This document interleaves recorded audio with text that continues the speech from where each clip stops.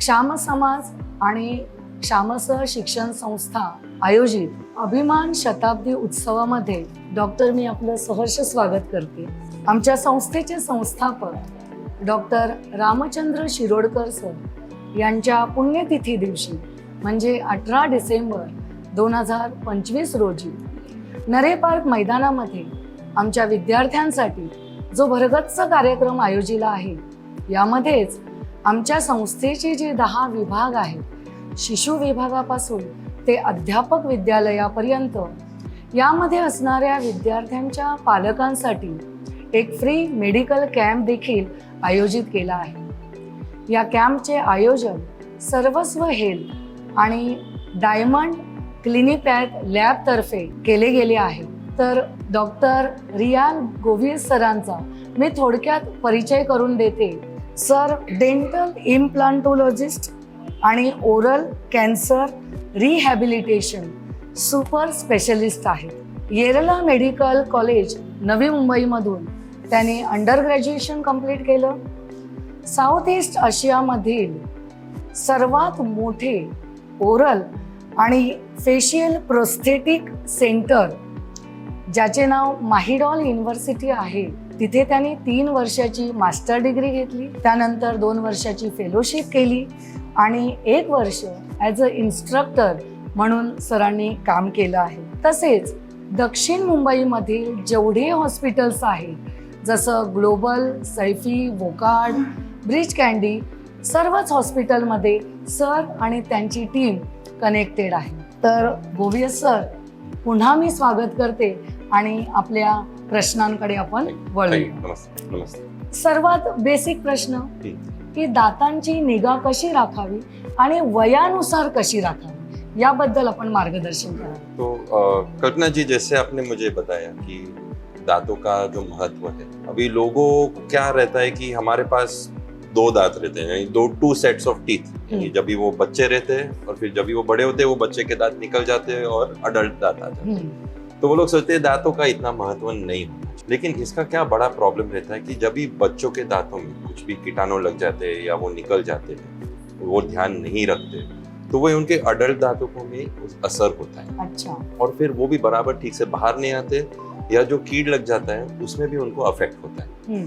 तो यानी बचपना से ही हमें वो दांतों का एकदम ध्यान रखना. तो मैं ये सलाह देता हूँ हर एक लोगों को कि जब भी अगर आपके बच्चे हैं, तो जैसे ही वो दांत दिखना चालू हो जाता है, 6 महीने से लेकर 2 साल तक, एटलीस्ट एक बार जाके डेंटिस्ट को दिखाना चाहिए. और वो भी स्पेशलिस्ट, जो चाइल्ड स्पेशलिस्ट है, उसको हम पीडोडोंटिस्ट बोलते हैं. तो आप उनके पास जाके सिर्फ सलाह ले लीजिए कि मुझे कैसे ध्यान रखना चाहिए बच्चे के दांतों का, क्या क्या खाना देना चाहिए, कैसे साफ रखना चाहिए, कब साफ रखना चाहिए. वो सारे चीजें ये डेंटिस्ट आपको बता सकते हैं. और फिर अगर आप वो उनकी बात मानते हैं और वो ध्यान रखते हैं, हम लोग आगे जाते हैं, तो ये सारे जो प्रॉब्लम जो बाद में अडल्ट लाइफ में आते हैं, वो हम लोग कम कर सकते हैं. और दूसरा क्या है, बच्चों को भी आदत आ जाती है कि मुझे किस तरह से साफ रखना चाहिए, कितनी बार साफ रखना चाहिए. तो वो जो हैबिट हम लोग बोलते हैं, वो बहुत इंपॉर्टेंट रहता है बच्चों के. जैसे ही हमारे दांत आ जाते तभी से ही हमें वो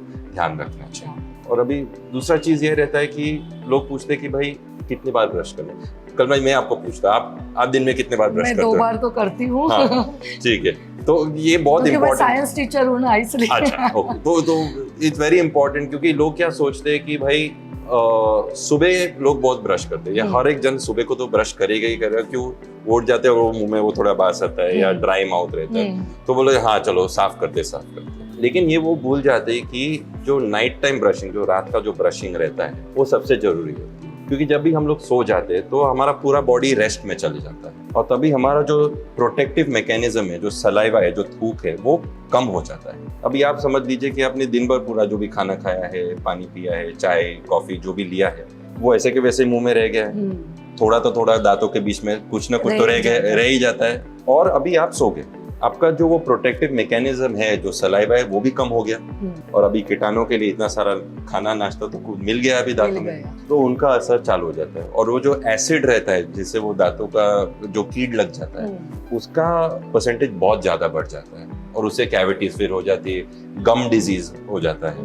और इसलिए जब भी आप सुबह को उठते हो वो फ्रेशनेस नहीं रहता है। तो मैं ये इतना भी बोल सकता हूँ कि अगर आप सुबह का ब्रशिंग छोड़ देते हो या वो छूट जाता है और आपने कुछ पानी पी लिया, खाना और वो सब चालू कर दिया, तो आपका सलाइवा अपने आप चालू हो जाता है, तो वो ठीक है। लेकिन जो नाइट टाइम ब्रशिंग है वो कभी भी नहीं छूटना चाहिए। ओके, वो एक है। फिर दूसरा लोग पूछते हैं कि मैं कौन सा ब्रश यूज करूँ। ठीक है, तो अभी ब्रश में भी अलग अलग टाइप के हार्डनेस रहते हैं। एक एकदम सॉफ्ट रहता है और एक हार्ड रहता है और एक मीडियम बीच का रहता है। तो मैं ऑलवेज बोलता हूँ कि मीडियम ब्रश जो रहता है वो यूज करना चाहिए। और टूथपेस्ट में भी यूजुअली लोग ये सोचते हैं कि आयुर्वेदिक टूथपेस्ट रहता है या हर्बल टूथपेस्ट रहता है, वो लोग यूज करना पसंद करते हैं क्योंकि उससे क्या उनको ज्यादा फ्रेशनेस या ज्यादा सफाई होती है। लेकिन वो क्यों होती है कि उसके अंदर जो पदार्थ रहते हैं, जो इंग्रेडिएंट्स है, वो एक्चुअली काफी अब्रेसिव यानी ज्यादा दांतों को ज्यादा घिसते हैं। अच्छा। और वो रेगुलेटेड नहीं रहता है।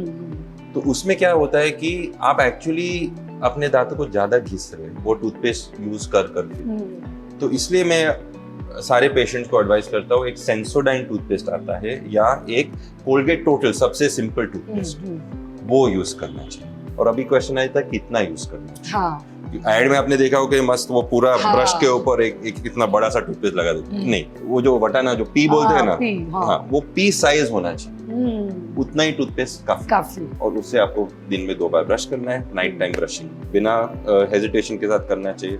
और दूसरे दांतों के बीच में फ्लॉस भी आता है, तो उसके बहुत सारे वीडियोस भी है किस तरह से फ्लॉस करना चाहिए। एक धागा आता है, उस तरह से उनको फ्लॉस करना चाहिए क्योंकि आपके ब्रश भी दांतों के बीच में नहीं जाता। तो उसको साफ करने के लिए हम लोग ये फ्लॉस एडवाइस करते हैं। तो ये सारे चीज रहते हैं जो आपको करना चाहिए और इससे आपका ओरल हेल्थ जो बोलते हैं वो अच्छा रहना चाहिए। आम्ही जनरली बघतो की जोपर्यंत थोडासा दर्द आहे, थोडीशी वेदना आहे, तर डेंटिस्ट कडे जायला लोक अवॉइड करतात। हा, थोडंसं मेडिसिन घेतील, थोडंसं गार्गलिंग करतील आणि जेवढं शक्य आहे तेवढं अवॉइड करतील।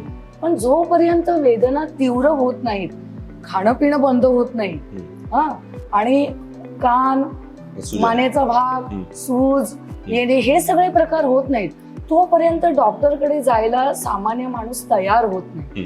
तर काय करायला पाहिजे डॉक्टर की एवढ्या तीव्रतेपर्यंत जाईपर्यंत आणि खूप मोठ्या त्याचे रेफरकेशन्स कडे जाण्यापेक्षा आधीच गेलं तर योग्य नाही का होणार? काय वाटतं आपल्याला या बाबतीत? आपला अनुभव काय?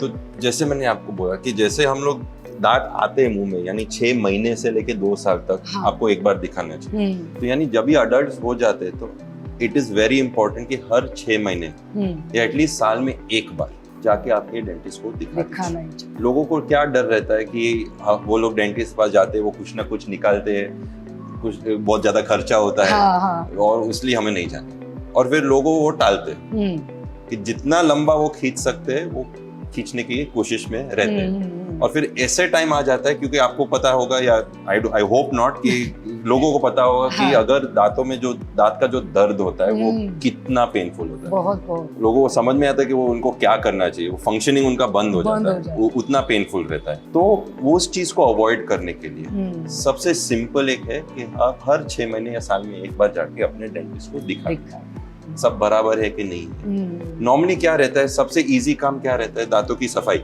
यानी वो जो, क्योंकि सभी लोगों को ये उन्होंने महसूस किया होगा कि मसूड़े में थोड़ा खून आता है और थोड़ी बदबू आती है, तो उसको प्रिवेंट करने के लिए हम लोग एक प्रोसीजर स्केलिंग है, तो हम लोग वो क्लीन अप करते हैं। या अगर कुछ कैविटी दिख गया है तो वो एक छोटा सा फिलिंग करके आपका काम हो गया। अगर आपने इतना टाइम डिले किया है तो फिर ये प्रॉब्लम आता है। तो उसको अवॉइड करने के लिए मैं समझ सकता हूँ लोग डरते हैं क्योंकि वो इंजेक्शन भी आता है भाई, तो फिर खर्चा भी आपका रहता है। लेकिन अगर आप सोचते हैं कि आपका जो 100, 200, 500 रुपए में आपका जो काम हो सकता है उसमें आपका 10, 20, 30 हजार रुपए का अगर आपका खर्चा आता है तो आप वो क्यों नहीं कर सकते। और उसे अगर आप ये पहले से ही करके जाते हो ना, तो आपका जो आपके दांतों, आपको पता नहीं रहेगा कि जो इनेमल, जो दांतों का आउटर लेयर है, वो अपने शरीर का सबसे हार्डेस्ट स्ट्रक्चर, वो ऐसा क्यों बनाया हुआ है, ताकि क्योंकि वो दिन भर बेचारा रगड़ता ही जाता है, घिसता ही जाता है, लेकिन उसका फंक्शन ही ऐसा है हर दर्द। So in order to protect that, वो सबसे हार्डेस्ट स्ट्रक्चर है। तो अगर हम इसको मेंटेन करते हैं वो बहुत लंबा टाइम तक चलता है। तो मेंटेनेंस बहुत जरूरी है। तो लोग इमरजेंसी में नहीं, उनको अगर वो रेगुलर उनका रह जाता कि भाई हर 6 महीने में जाता हूँ, तो उनके लिए बहुत अच्छा। बहुत सही कहा डॉक्टर. वयोमानानुसार एज वाईज दातांचे आजार काय आहेत आणि ते होऊ नये म्हणून काय काळजी घ्यायला पाहिजे आणि झाले तर काय करायला पाहिजे? ओके, तो जब भी अभी अपने 6 महीने या अपने छोटे बच्चे को आप लेके जाते हैं पीडोडोंटिस्ट के पास, तो वो तभी से बता सकते हैं कि उनके दांत सब एक ही लाइन में आ रहे हैं, वो सब सीधा आ रहे हैं. वो एक एक्सरे लेते हैं, हाँ, और उसी से पता चल जाता है कि भाई 6 साल बाद 7 साल बाद जब भी उनकी उम्र 8 से 13 साल तक हो जाता है, ये 99% सारे दांत बराबर आने वाले हैं, उनके जो अक्कल की दांत है वो ठीक बाहर आने वाली है, उनको तभी से ही पता चल जाता है. तो आपको भी वो मेंटल प्रिपरेशन आता है कि हाँ भाई शायद मुझे बाद में वो तार जो ब्रेसेस बोलते हैं वो शायद मुझे देना पड़ेगा बच्चे को, लेकिन वो तभी बता सकते. और वो आगे आते टेढ़े मेढ़े आते बराबर हैं, वो तभी से ही बोल सकते तभी से हाँ, एटलीस्ट आपको सलाह तो दे सकते कि भाई ये हो सकता है. और वो सिवियरिटी भी बोल सकते कि भाई ये बहुत सीवियर केस होने वाला है. और नॉर्मली ये क्या होता है, ये जेनेटिक होता है, यानी अगर आपके मम्मी पापा को अगर टेढ़े मेढ़े दांत थे, मोस्टली आपको भी वो आने ही वाले. ठीक है, उन्होंने ठीक भी करवाया, फिर भी वो जेनेटिक है, यानी वो आपको होने ही होना. तो वो भी डिसाइड कर सकते कि ये बहुत सीवियर केस है, क्योंकि कभी जबड़ा भी आगे आ जाता है, सिर्फ दांतों नहीं. तो उसको प्रिवेंट करने के लिए हम लोग पहले से ही ट्रीटमेंट चालू कर सकते हैं 5-6 साल की उम्र में, ताकि आपका वो तार का भी ट्रीटमेंट कम हो सकता है. फिर दूसरा अक्ल की दाढ़, नॉर्मली ये between 18 to 25 years of age तक बाहर आते हैं. लेकिन जैसे मैंने आपको बताया, अगर वो एक्सरे में दिखता है कि भाई ये बराबर नहीं आने वाला, तो हम लोग पहले से ही डिसाइड करते थे कि हम इसको निकालें या वैसे के वैसे ही छोड़ दें. तो वो भी डिसीजन हम लोग ले सकते हैं. और फिर अडल्ट की उम्र में तो मैंने जैसे आपको बताया था कि अगर कुछ कैविटी हो जाता है, वो सबसे स्ट्रेट फॉरवर्ड ट्रीटमेंट है. कैविटी हो जाता है उसमें हम लोग फिलिंग, ठीक है, आपको तभी कुछ भी पेन या दर्द महसूस नहीं होगा, क्योंकि वो जैसे मैंने बताया आपका दांत का 3 लेयर है. सबसे बाहर वाला लेयर एनामल लेयर, उसमें अगर कुछ कीटाणु लग जाता है तो वो तुरंत आपको दर्द नहीं होगा, सिर्फ वो खाना फंसेगा वैसा आपको लग रहा है. अभी आपने इग्नोर किया, बराबर है, तो वो अभी आपका सेकंड लेयर में आ जाता है, जो डेंटिन बोलते हैं. वो लेयर में आपका जो नस है ना, उसके एंडिंग्स यानी उसका जो आखिरी भाव है ना, वो वहां पे रहते हैं. तो वहां से आपका वो झंझनाहट चालू हो जाता है. दर्द नहीं, झंझनाहट, यानी आपने कुछ भी ठंडा लिया, कुछ भी एकदम मीठा खाया, तो वो थोड़ा झंझनाहट.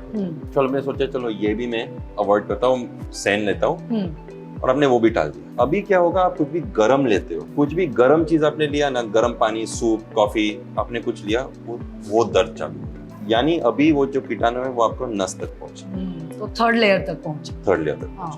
अभी यानी आपका ट्रीटमेंट क्या हुआ, जो सब लोग ज्यादातर डरते हैं, क्या, रूट कैनाल, नसबंदी जो बोलते हैं दांतों का, तो वो रूट कैनाल में चला गया. ठीक है, तो अभी आप समझ सकते हो. और ये पूरा जो प्रोसेस है वो महीनों तक रहता है. ऐसा नहीं कि वो कीटाणु लग गया और तुरंत रूट कैनाल, महीनों तक वो धीरे धीरे धीरे बढ़ते जाता है. तो अभी आप भी समझ सकते हो, उसी टाइम पे जब भी आपको थोड़ा सा महसूस हुआ या डेंटिस्ट ने पकड़ लिया कि भाई ये कैविटी हो गया, आपने ट्रीटमेंट की, तो ये सब करने की जरूरत नहीं. और मेन चीज ये है कि आपको इतना सहन नहीं पड़ना, बार बार आपको दवाई लेना है, एंटीबायोटिक फिर आप चालू कर देते हो, वो सब जरूरत नहीं. अभी समझो आपने रूट कैनाल करवाया तो दांत कमजोर हो गया है, तो उसको प्रोटेक्ट करना पड़ता है, तो फिर हम लोग कैप बिठाते हैं, बराबर है. अभी समझो आपको पता है कि हाँ अभी मैंने बोला है तो रूट कैनाल करना है, तो अभी आप और डर गए, बोल रहे मुझे रूट कैनाल नहीं करवाना है, और आप घर पे ही बैठते हो. ठीक है, तो फिर वो दांत अंदर से सड़ जाता है, और वो टूट भी जाता है कभी कभी, और पूरा वो फंक्शन में नहीं आता है. ऐसे दांत तो फिर को हमें निकालना ही पड़ता है, उसका कुछ ऑप्शन नहीं रहता है. अभी आप बोलेंगे दांत तो निकाल दिया, तो अभी वो तो वहां पे तो एक पूरा खड्डा रह गया, उसमें हम लोग क्या कर सकते हैं, क्योंकि आप बोलेंगे कि हाँ आगे वाले दांत तो लोग तुरंत बिठा देंगे, क्योंकि वो दुखा हुआ, वो आईने में वो चेहरा कैसे, सेल्फी कौन लेगा मेरा, वैसा सब सिचुएशन आ जाता है. लेकिन अगर वो पीछे वाले दांत है तो वो बोल रहे मैं चबा सकता हूँ, अभी भी प्रॉब्लम नहीं है, तो वो छोड़ देते, मुझे वापस दांत नहीं बिठाना है. तो उसमें क्या, हमारा बॉडी का मैकेनिज्म ऐसा है कि वो जो गैप है ना, उसको कम करने के लिए दांत हिलने लग जाते हैं. तो आपको भी रहेगा कि यहाँ पे गैप नहीं था, अभी गैप आ गया.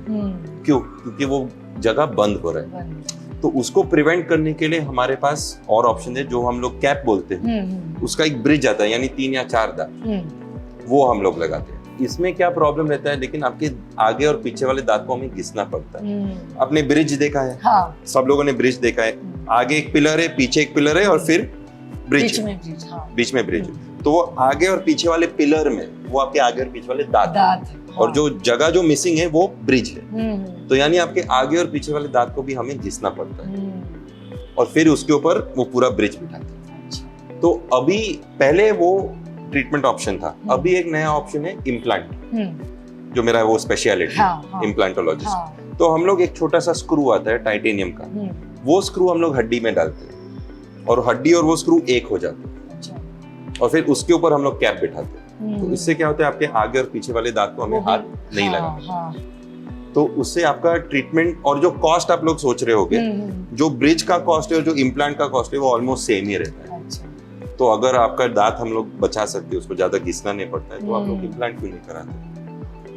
तो ये ज्यादातर पूरा ट्रीटमेंट प्लान रहता है। और एकदम आप अभी ओल्ड एज में आ जाते हो, आप बोलते हैं भाई मेरा ये इम्प्लांट, आप सोचते हो कि सिर्फ यंग लोग में डाल सकते हैं, 40 साल 50, नहीं, हमारे पेशेंट 80 साल के भी रहते हैं। अच्छा। 70 90 से, मेरा सबसे oldest patient 91 years of age, उसमें हमने इम्प्लांट डाला। तो ऐसा नहीं कि भाई वो सिर्फ यंग लोग करते, सब लोग बोलते हैं मैं अभी कितना जीने वाला हूँ, मुझे ये दांत नहीं चाहिए, डेंचर बिठा दो, सर्जरी नहीं करने, और फिर पता है और 20 साल निकल गए, फिर क्या करेंगे? तो उसके लिए हम लोग ये इम्प्लांट का भी सोल्यूशन देते हैं। तो ये सारे ट्रीटमेंट ऑप्शन्स है आपके एज के हिसाब से जो हम लोग कर सकते हैं। खूप छान सांगितलं डॉक्टर. तुमच्या डिग्रीमध्ये जे मेन्शन केलेलं आहे की ओरल अँड फेशियल प्रोस्थेटिक, तर संपूर्ण भारतामध्ये फक्त 4 ते 5 डॉक्टर आहेत ज्यांनी हे ओरल आणि फेशियल प्रोस्थेटिक मध्ये शिक्षण पूर्ण केलेलं आहे. तर हे काय आहे याच्याबद्दल आम्हाला जाणायला आवडेल. प्रोस्थेटिक म्हणजे काय? म्हणजे माझ्या माहितीनुसार समजा एखाद्याला कॅन्सर झालाय आणि मग त्याचा तो पार्ट काढूनच टाकायची वेळ होती आणि मग त्याला समाजामध्ये वावरता येत नाही, बरोबर आहे? तर त्याचं पुनर्वसन, त्याचं रिहॅबिलिटेशन आपण करता का, ते जाणून घ्यायला मला आवडेल. तो एक्चुअली मेरा डिग्री मैक्सिलोफेशियल प्रोस्थोडोंटिस्ट यानी एनाप्लास्टोलॉजिस्ट। तो उसका मतलब ये है कि जैसे आपने एकदम बराबर बोला, कैंसर के टाइम में क्या रहता है कि सभी लोगों को पता है कि मुंह का कैंसर या किधर भी कैंसर हो जाता है तो वो बॉडी का जो वो पार्ट है, जो अंग है, उसको निकालना बराबर है। तो पहले क्या रहता था कि हमारा जो सर्वाइवल रेट, यानी अगर किसी को कैंसर हो गया है तो उनका जो सर्वाइवल रेट रहता है वो हम लोग 5 या 10 साल ही गिनते हैं कि इनको कैंसर हो गया है, अभी ज्यादातर वो 5 या 10 साल उनकी अभी आयुष्य है। लेकिन अभी हमारे सारे ट्रीटमेंट्स के हिसाब से और जो भी हम लोग करते हैं, वो लोग अपना पूरा नॉर्मल जिंदगी जीते हैं, 20 साल 30 साल जो भी है उनका। तो अभी क्वेश्चन आता है कि वो जिंदगी उनको कैसे जीना है, क्या वो बराबर से खा सकते, पी सकते, बात कर सकते, बाहर जा सकते, अपने परिवार के साथ बैठ सकते, फंक्शन में जा सकते, एग्जैक्टली। जो क्वालिटी ऑफ लाइफ, अभी क्वालिटी ऑफ लाइफ टर्म वो हम लोग कैसे दे सकते हैं पेशेंट। तो अभी it is not just about सिर्फ कैंसर को ट्रीट करना है, वो तो हम लोग करेंगे सर्जरी के साथ, रेडिएशन के साथ, कीमोथेरेपी के साथ, लेकिन उसके बाद क्या? अभी पेशेंट कैंसर मुक्त हो गया है, वो जीवन मुक्त तो नहीं हुआ, वो उनको जिंदगी वापस देना है, तो उसको हम लोग रिहैबिलिटेशन बोलते हैं। तो मेरा सिर्फ फेशियल रिहैबिलिटेशन में बहुत सारे दूसरे अलग अलग स्पेशल, इसलिए हम लोग टीम में काम करते हैं। ऐसा नहीं कि मैं एक अकेला आदमी हूँ जो काम करता है। मेरे पास सर्जन्स भी है, प्लास्टिक सर्जन्स भी है, हमारा भी पूरा डेंटल टीम भी है, फिजियोथेरेपिस्ट, स्पीच थेरेपिस्ट, न्यूट्रिशन, लगभग 11 से 12 लोग है जिनका रिहैबिलिटेशन टीम बनता है। उसका मेरा एक पार्ट। तो उसमें हमारा क्या महत्व है कि हमें पेशेंट को वापस सोसाइटी में या वापस जिंदगी उनको देना है, तो वो हमारा पर्पस है। तो ये रिहैबिलिटेशन में हम लोग यही देखते हैं कि हम लोग पहले से ही प्लान करते हैं, यानी जब भी हम लोग ये कैंसर सर्जरी करते हैं तो हम लोग पहले से ही पेशेंट के साथ बैठते हैं और हम लोग ये डिसाइड करते हैं। तो सर्जन, मैं और प्लास्टिक सर्जन, हम सब साथ में बैठते हैं और ये प्लान करते हैं कि भाई हमें कितना निकालना है, इसको हम लोग वापस कैसे डाल सकते हैं, वो पेशेंट का ही सेम पार्ट लेके हम लोग किधर और डाल सकते हैं। अगर वो पॉसिबिलिटी नहीं है तो पूरा का पूरा प्रोस्थेसिस जो आपने बोला, तो प्रोस्थेटिक वही है, यानी जो वैसे तो नकली है लेकिन हम ऐसे उसको बनाते हैं ताकि ऐसा आपका पार्ट वापस बन सके। So that is a prosthesis. तो मेरा काम प्लास्टिक सर्जरी नहीं। प्लास्टिक सर्जरी में क्या करते हैं, आपका वही टिश्यू लेते हैं, मसल लेते हैं, मांस लेते हैं, हड्डी लेते हैं और आपका अंग बनाते हैं वापस। लेकिन बहुत सारे केसेस ऐसे होते हैं जिनमें वो नहीं कर सकते, पॉसिबल नहीं है। तो उसमें ये प्रोस्थेटिक्स बहुत महत्व है और ये एक बहुत ही इंपॉर्टेंट पार्ट है पेशेंट्स के लिए कि उनको अभी ये समझना चाहिए और जो जिनको भी कैंसर होता है उनको ये अपने सर्जन से या जो भी उनका फर्स्ट पॉइंट ऑफ कांटेक्ट है पूछने के लिए कि चलो ये कैंसर हो गया है, आप सर्जरी करेंगे, ये पार्ट निकाल देंगे, लेकिन उसके बाद आप क्या करोगे? मैं वापस खा पाऊंगा, वापस पानी पी पाऊंगा, बात कर पाऊंगा, मैं कैसे दिखूंगा? उसका अगर मुझे वापस वैसे ही करना है, अगर वैसे ही मुझे बनना है, तो ऑप्शंस है क्या, वो पूछना बहुत जरूरी है। हाँ। चलो समझो वो डॉक्टर बोलेंगे कि नहीं ऑप्शन नहीं है, लेकिन मैं आपको बता रहा हूँ ऑप्शंस है। लोगों को पता नहीं है कि इतने सारे ऑप्शंस है, तो वो उन्हें करना चाहिए और उससे उनको बेसिकली उनका लाइफ जो क्वालिटी ऑफ लाइफ है हम लोग वापस दे सकते हैं। तो ये अपना मेरा स्पेशलिटी है।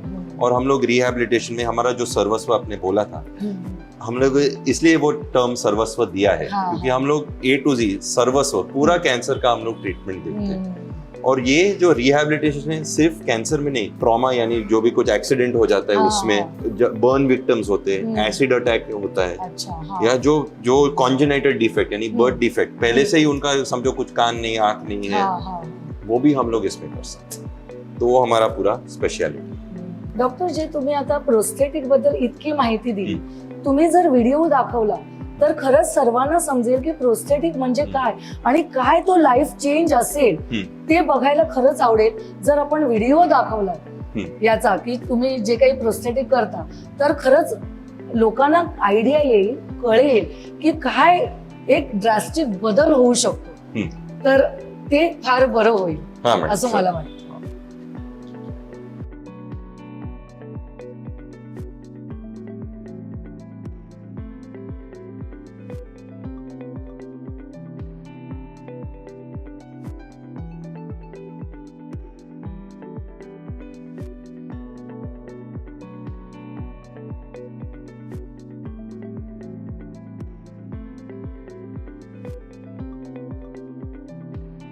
इतकी महत्वपूर्ण माहिती आहे की पेशंटचं नुसती ट्रीटमेंट नाही तर सामाजिक पुनर्वसन, की समाजामध्ये ते आफ्टर सर्जरी सुद्धा खूप चांगल्या रीतीने आपलं आयुष्य जगू शकतात, जीवनाचा आनंद घेऊ शकतात.